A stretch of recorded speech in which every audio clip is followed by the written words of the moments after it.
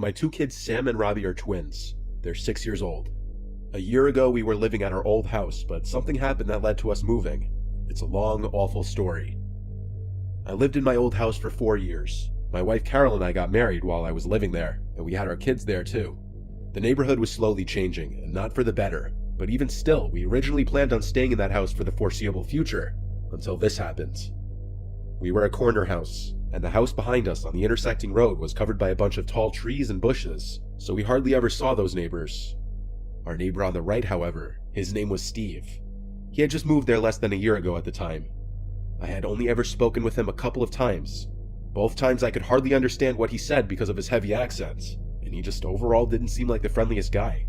2 of his windows overlooked our backyard. There wasn't much privacy, but whatever rooms the 2 windows were that overlooked the backyard, I had never seen the lights on in either of them, so I always assumed it was an unused guest room or something of that nature.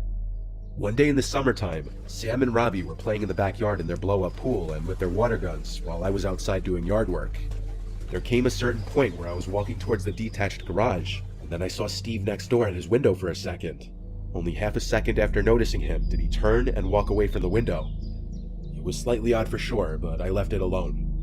Later that day, as the sun was going down, the kids went back outside to play again. It was a very hot day, so they went back in their blow-up pool while Carol and I were in the kitchen as she was making dinner. Then the kids' laughter went quiet for a while, and suddenly Robbie came inside and said there was a flashing light from the neighbor's window. I had to follow him to the backyard to ask him to show me what he was talking about. He pointed to one of Steve's upstairs windows that overlooked the backyard, and he said there was a white light that kept coming from that window. I right away assumed the worst, and asked the twins if it looked like a camera flash. They both said yes. I told them it's time to dry off and come inside. So I helped them dry themselves, and then brought them in, where I went to tell Carol about this. She right away assumed the worst just like me. She said I should go next door and knock on Steve's door. So I did. But when I did, he never answered the door. His car was even in the driveway, so he had to be home. After a few attempts at knocking and ringing the bell, I gave up and went back to my house. I told Carol he wasn't opening up, which made what the kids said seem even more credible. While we couldn't prove that the white light the kids were seeing was a camera flash, it sure did sound like it, and it was concerning to hear. Some time passed, maybe even weeks, before one night when Carol and I were in the bedroom, we heard our side gate being quietly opened and closed outside. Carol wanted me to go check outside, so I stepped out into the backyard and looked around. I had on all the lights as I searched. I found nothing and nobody, but I noticed the lights in Steve's backyard were on. I went over to look over the fence into his yard, and I nearly jumped out of my skin when he came up to the fence from the other side and asked if I needed something. I asked him if he'd seen or heard anyone sneaking through our yard. He said no. I took this time to also ask him bluntly if he had by chance been watching my kids, as they thought someone was at his window taking pictures of them playing in the pool. His reaction to this was a bit suspicious. He acted overly offended to my asking this, almost yelling at me for such an accusation. Again, without proof, I couldn't, nor did I want to, start issues with a neighbor. I apologized and went back inside. Carol was not happy about this, saying he's full of shit. The next incident didn't happen until another few weeks later. This time it was in the middle of the night when we were asleep. I woke up to Carol shaking me in a panic. I looked around the room confused at first, but then when I heard the kids screaming from their room, I exploded from the bed and ran downstairs to the kids' room. Robbie was awake and crying, and I found out a few seconds later that his crying and screaming had awoken Sammy, who was crying and screaming in reaction to him. Robbie said there was someone outside the window a second ago, and there was a camera flash from the window. I got goosebumps, but I also felt my blood begin to boil. All I could say was, what did he look like? He said he didn't see. I brought the kids up to our room to sleep in the bed with us. With the lights off, I peeked out our bedroom window to look across at Steve's unlit house next door. I looked at each window of his house, and I found him. He, just like me, was peeking out one of the upstairs windows, in that same room that overlooks the backyard. I stormed outside next door and rang his doorbell like 15 times. He never opened his door. I did call the police just to make a report on Steve. That way, if any future reports were made about him from other people, maybe the police department would look into him. I never saw him again. Sometimes I'd sit out front waiting to see him outside, but he'd clearly avoid coming outside when I'd be out there. Because of this, we ended up moving within a month to a new house in a different but nearby town, which has proven to be a better place to raise the kids anyway.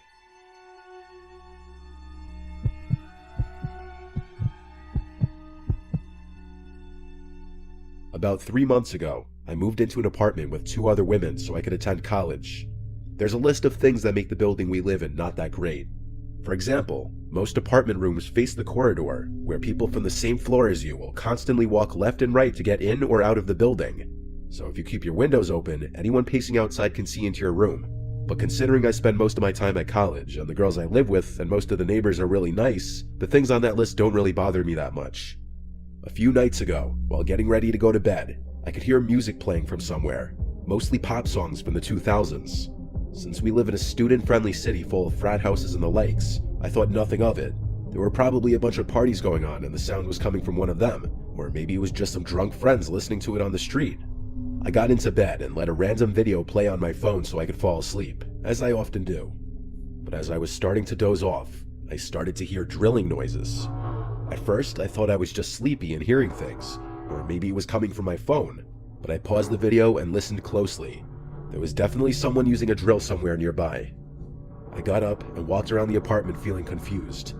It was around 11 p.m., so there was no way that someone could be working still. The sound was louder at my bedroom window, so I opened it to check, and quickly realized that it was coming from the neighboring apartment, the one that's closest to my window.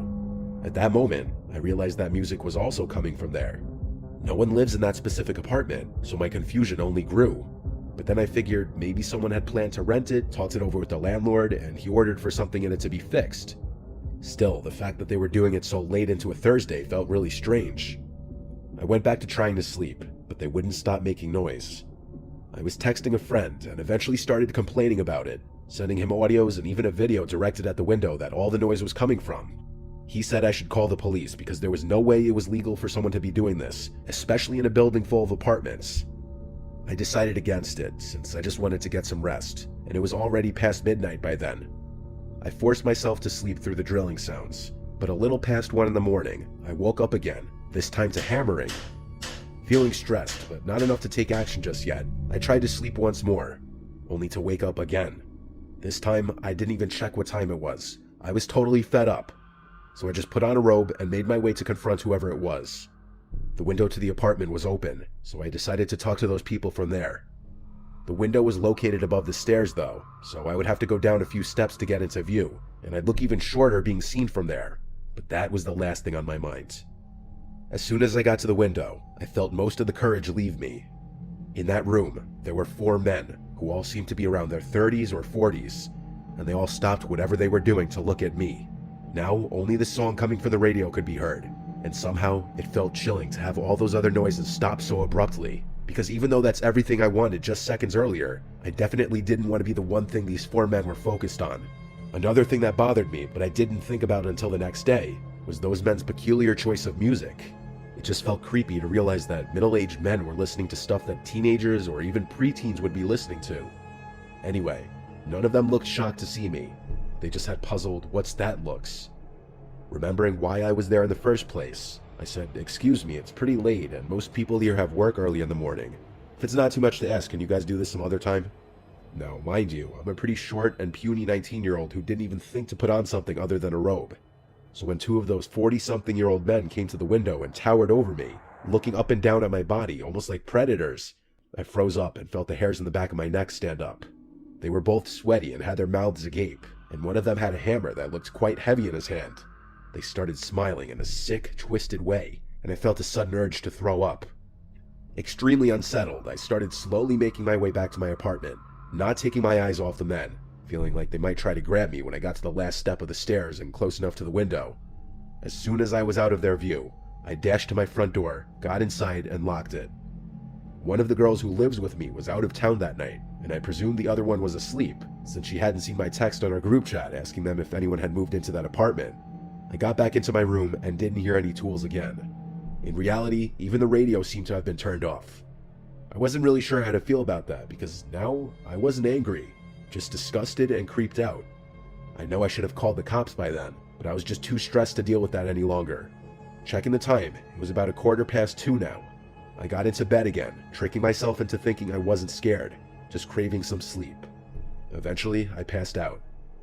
I woke up in the middle of the night again.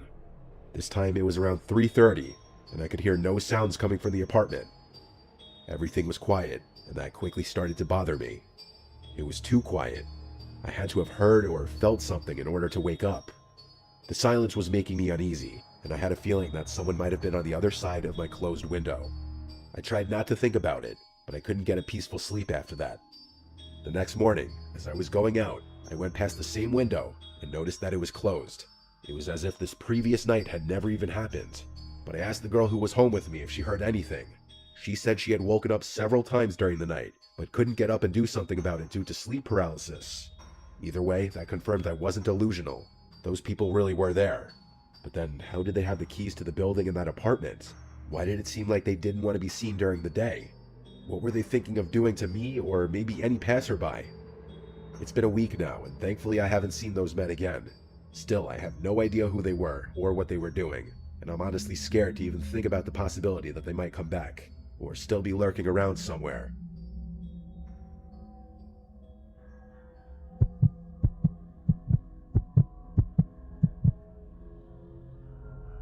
I live in a pretty basic suburban town on Long Island, New York. My girlfriend Sarah and I recently started renting a small house perfect for 2 to 4. We have a decent-sized backyard, and our house is on a very quiet street. One side of our house has a water drainage basin, as the county calls it, which is just a bunch of trees surrounding a sump. On the other side is our neighbor Kyle, who lives with his wife. They're a bit older in their 60s and quiet. Then directly across the street is a little patch of woods that's in front of another water drainage basin. So for people who like privacy out front, our house is perfect. But then there's the backyard. Kyle's house is blocked off by some bushes that the landlord planted years ago. So besides the house directly behind us over the fence, there's no other houses that could see into the yard. However, that one house looking into our backyard was all that it's taken to genuinely make Sarah and I uncomfortable. As I'm writing this, it's currently the fall, so we've been doing fall cleanup the past few weeks in the front and backyard. I started noticing anytime we were out there were these 2 people standing at the upstairs window of the house behind us. It was a middle-aged man and woman. When I'd look up to that window, they'd keep looking and watching me.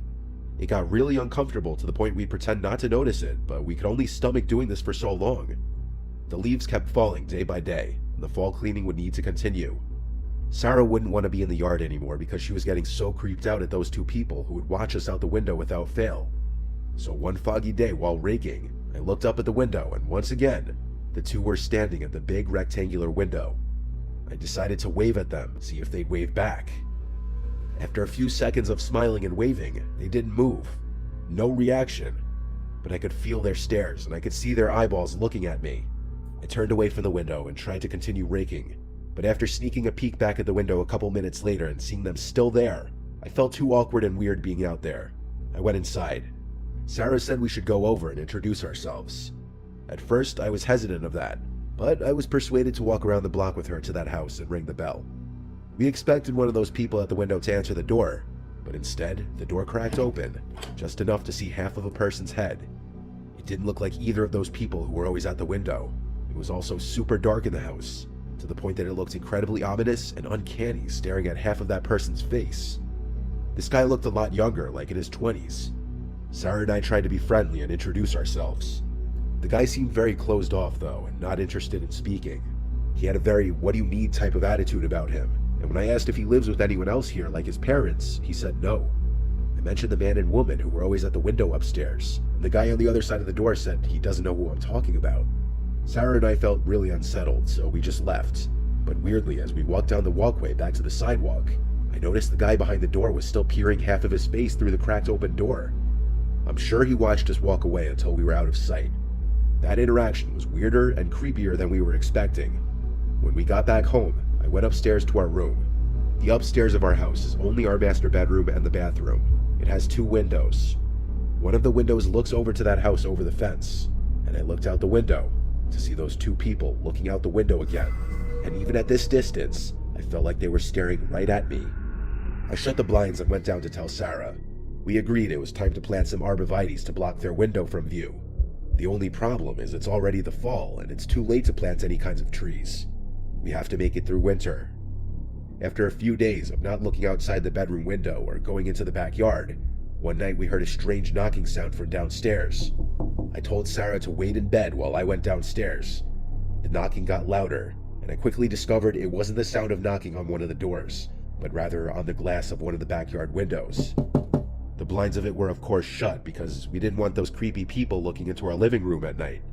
I approached it, and yes, it was 100% a fist knocking on the glass. I considered saying, "Who's there?" but I froze, and I was too scared. Instead, I flicked on the backyard light, and then the knocking stopped. I didn't even want to look out the window or door. I kept the light on, and then went back upstairs to my room, where I told Sarah about the creepy knocking, but I claimed that I chased whoever it was away. I exaggerated in fear of sounding like a coward. I also didn't want her to worry. We both imagined it to have been something to do with that house, though. Nothing has happened since, but I'll have to update throughout the winter. Update. It's been 2 weeks, and we haven't seen those people at the window ever since. But last night, we heard yelling and screaming from that house. I had to open our window, and it became clear there were muffled yells coming from that house. The fact that we heard it through 2 sets of closed windows just goes to show how loud the yelling was. And out of nowhere, it just stopped and went quiet. We almost called the police, but ultimately didn't. I'll update again if anything else happens, but we're really getting creeped out here now.